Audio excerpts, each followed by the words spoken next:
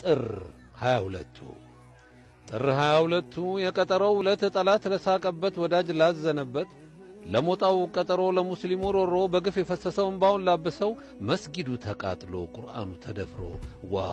እስላማ ብሎ ሲያሰማኝ ሮሮ ደርስለታለሁ አለሁ ለዋለሁ ቀና ረጋታለሁ አብሽሪ ላታለሁ ጠላት ደስ አይበለው ወንድም ለመቼ ነው አዎ ድምጽ አልባ ለሆነው የሞጣ ሙስሊም መስጊዶቹ አይኑ እያየ ሲነድ ቤት ንብረቱ የኔ ናቸው ባላቸው ሰዎች ሲወድሙ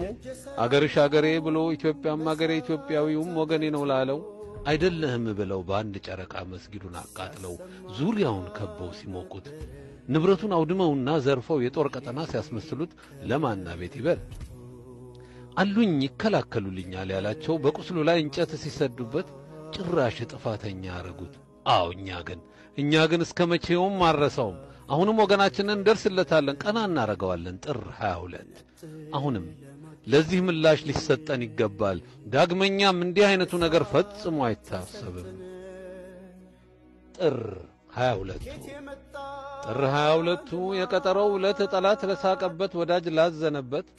ለሞጣው ቀጠሮ ለሙስሊሙ ሮሮ በግፍ የፈሰሰው እንባውን ላበሰው መስጊዱ ተቃጥሎ ቁርአኑ ተደፍሮ ዋ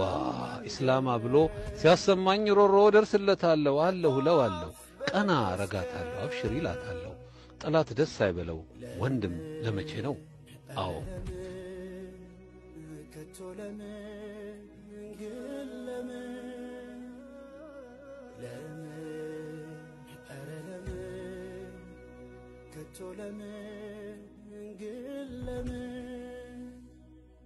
ምን ያለ ልብ ነው ቂማስሎ የኖረ ካራጁ ለዋለው እረመት የቸረ እቶን ሸሽጎ ጥርሱን አሳይቶ በቁም የሚያቃጥል ጀንበርን ሸኝቶ